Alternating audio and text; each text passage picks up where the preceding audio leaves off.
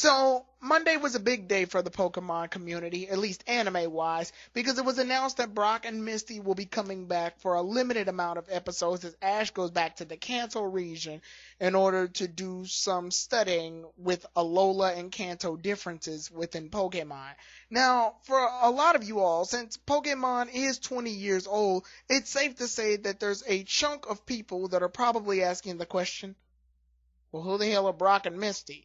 Hello everybody, Tyrone the God 3 here, and welcome to a discussion video on the Pokemon anime that I decided to do. So, as you all know, I have left doing the Pokemon reviews for Sun and Moon. However, I do keep up to date with the anime and the things that are going on in it, and I was in a big discussion with KG Prestige, Richie, TSS, Alpha Eevee, and several other people, and I will send a link to that video as well as an annotation, basically discussing the fact that Brock and Misty are returning to the anime for a limited period of time and will be regrouping with Ash as a form of a reunion. Now, obviously, this is an act because, Pokemon, the anime, is reaching its 20th anniversary. It's the 20th anniversary of the anime.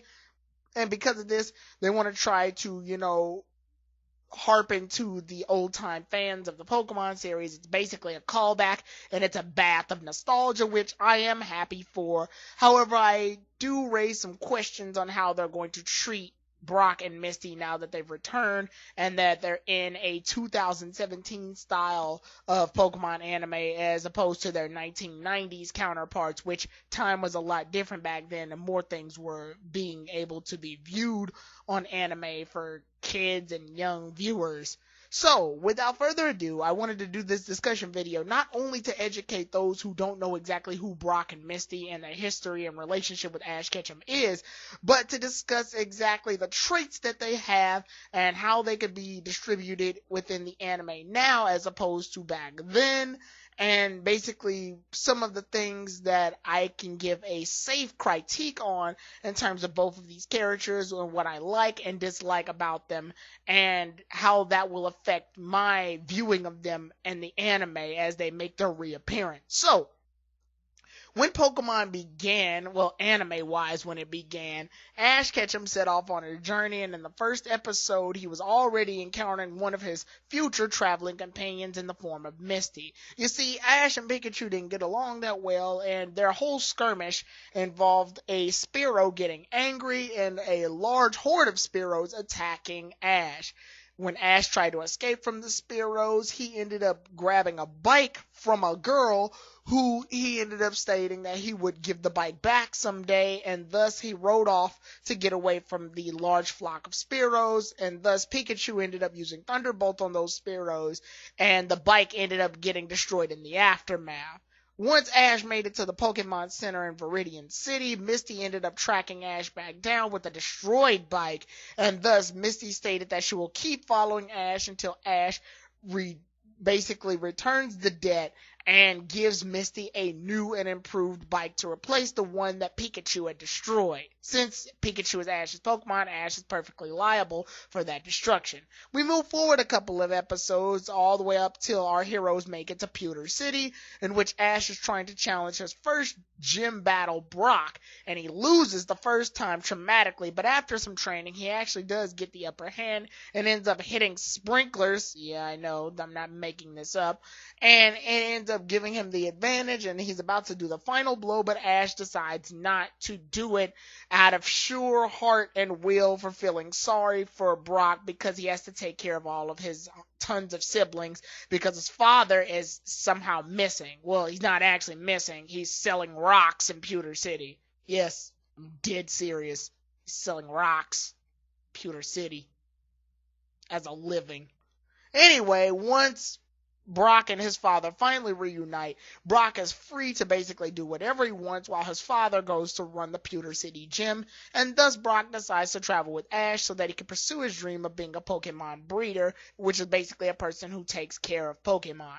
And thus we have our three traveling companions, Ash, Misty, and Brock, who travel off to the entirety of the Kanto region and through the Johto region. In the Orange Archipelago saga, Brock was taken out and replaced with this asshole, but then he was put back into the Johto region because of fan demand and just because Brock, Misty, and Ash make great chemistry. Now, it's obviously said that Ash, Brock, and Misty are a comedic trio, so to have them return, at least in the Sun and Moon anime, fits very well considering the fact that Sun and Moon relies heavily on slapstick comedy, facial reaction comedy, and even situational humor. So with them actually making a return, it's actually quite fitting to see that the Kanto region, a region in the anime that cared mostly about comedy and less about action, is actually making a return to a anime that cares a lot more about comedy than it does about action. Granted, they're a bit more on the action side when it comes to battles, but for the most part, they're mostly a comedic series. So it's good to see that they actually came back at a moment that actually fits, which helps out these two characters a lot. A lot of the comedy duo that Brock, Misty, and Ash were involved in was usually a state of various slapstick jokes, situational humor, and just all-around personality traits that would often clash with each other, and thus making a big relationship. It's no surprise as to why a lot of fans want to see Brock and Misty return in the anime, and I'm pretty sure they're all pleased with the results that they are returning. Brock, Misty, and Ash do make for a very comedic trio, and they're a very nostalgic trio since they are the first of Ash's traveling companions, so they'll all still hold that onto regards. Basically, the comedic formula that these three hold was usually Brock was the pervert, and he would fall in love with basically any woman that would appear on screen that was remotely attractive, and thus he would try to flirt with them. Then that joke ended up turning into Misty being the very aggressive, tomboyish female character used to represent not only the female demographic of the anime, but to, and dare I say it, give the male viewer some eye candy to look at while the show is being viewed. Made for the perfect set. Also, since Brock is the much older member in this team, it gave our heroes a more mature, adult-like figure in order to watch over these two seemingly children-type characters. While Brock wasn't that much older than Ash and Misty, it was noted that Brock is older than those two, thus he's the adult figure within these two. One of the jokes that would appear a lot is, like I stated before, Brock would fall in love with a very attractive woman, and since Misty is the very aggressive tomboyish character, she would take it upon herself out of the respect of that woman in order to pull Brock away from the flirting woman by tugging at Brock's ear very viciously. Another running joke on all of this was the fact that Ash was basically the straight man, the one oblivious, the one that we could relate to in the series of confusion and various actions that were going on in this slapstick-like humor. Another joke that would go on with these three would be the fact that Ash and Misty have a love-hate relationship, in the sense that the two would often argue a lot. It's not very common that Ash would argue with a lot of his traveling companions, at least nowadays, but back then this was a constant. Ash and Misty would continuously argue, mostly about directions. The whole old trope of men don't like to ask for directions and thus they're lost, and I'm too proud of a man in order to ask for directions, and I know perfectly where I'm going based off instinct. These two personality traits would often clash, thus having them argue continuously on the fact that they were lost when Brock ends up being the straight man in this situation and the voice of reason. He's often the one that tells the two to stop fighting because ultimately he has a map and he knows exactly where the group is going. Where Ash likes to be a leader-like figure and stand up for himself, he basically stands on pride and instinct. Brock is the more of the calming understanding, and Misty is the aggressive and tomboyish character. These three have personality traits that show themselves off right from the get-go, and even in their designs can give off that type of persona. And thus, that is why all of these three characters work so well together. And it's no surprise to see why people would be glad to see these three make a return together. However, with Brock, Misty, and Ash being together, there's often some flaws that need to be touched on when the three were together in the original series and in the Johto series. While it is fun to see these three communicate and interact with various people, Pokemon, places, and things, they did have their downsides from being the first traveling companions. Traveling companions have definitely grown, progressed, and evolved since we've last seen them back then in the days of 1990 and onward. Brock and Misty are fine, however, they both share their own individual problems that Ash apparently either A, didn't have, or B, sort of grew out of.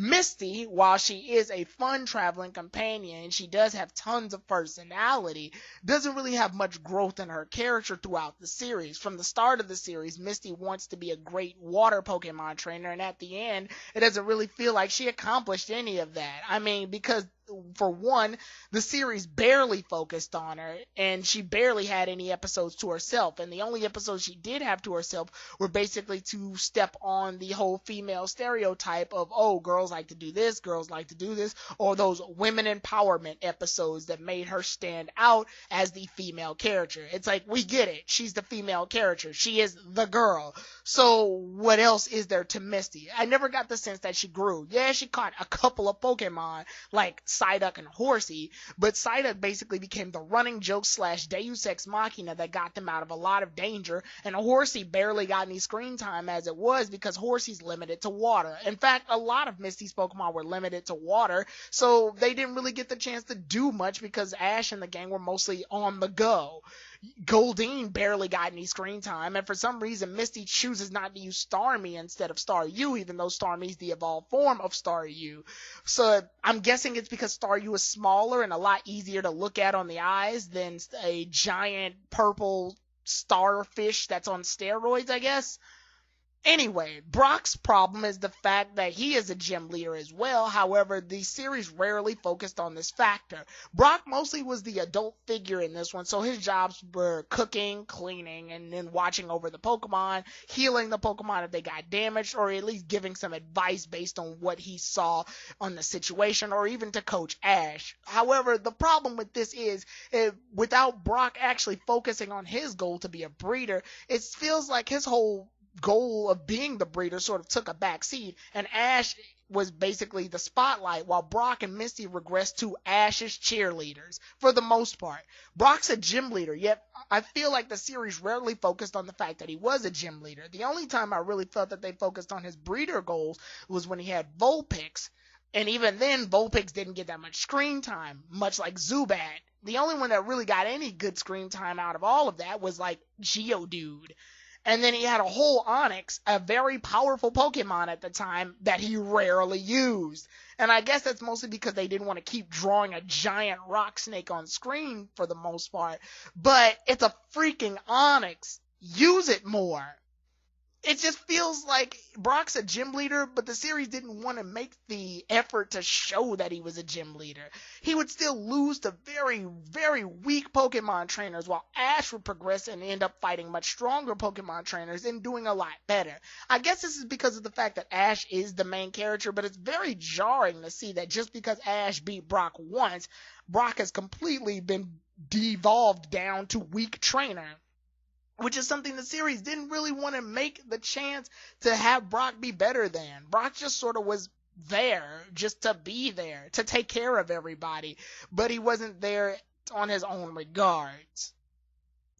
Now, with all these criticisms, State, am I saying that Brock and Misty are bad traveling companions? Well, no, not by any means. I mean, yeah, they could use some more development. Granted, this was a time where development wasn't so heavy on other characters, more or less the main character, as to put all focus on the main character themselves. But it would also go as to note that these three have gone through a lot together, and they are definitely the wackiest of Ash's traveling companions, but this was during a time where a lot of things were acceptable. Back then, Pokemon was a lot more aggressive, if you will. Remember when I stated that Misty was very aggressive? Well, there was a lot of scenes of Misty just flat out punching Brock and Ash. Like, she would beat the crap out of them. And that was mostly because slapstick humor was acceptable and abusive humor. It was much like the Three Stooges. Violence equaled humor.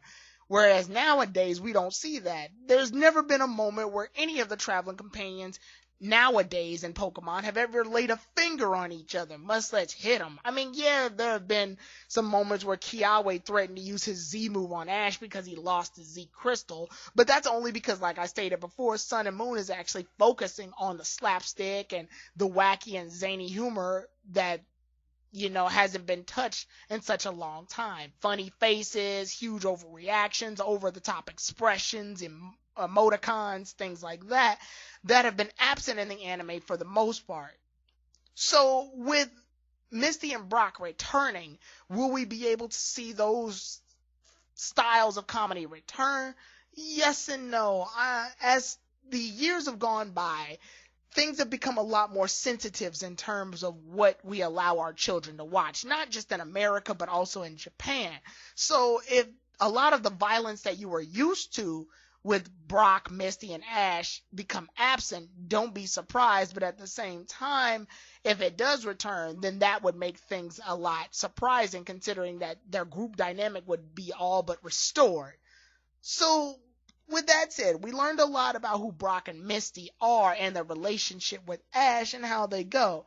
So be expected to hopefully A, be introduced to how these characters were, or B, they're going to try to shine these characters into a new light. I can see that this was a contingency plan done because in the Pokemon 20th movie, these two characters are completely absent for the most part, and that was an entire retelling of the first part of Ash's journey. So I'm guessing they went ahead and put these two in as a last-ditch effort to get fans back for the backlash of not having his old traveling companions in that movie. But with that said, what are your thoughts? Are you excited to see Brock and Misty coming back to the anime after such a long absence? Are you fearful that they'll just do this as a nostalgia trip without putting any progression towards the plot or these characters at all? Leave your thoughts in the comment section below and be sure to like and subscribe, and I'll see you all then, everybody. Tyrone the God 3 out.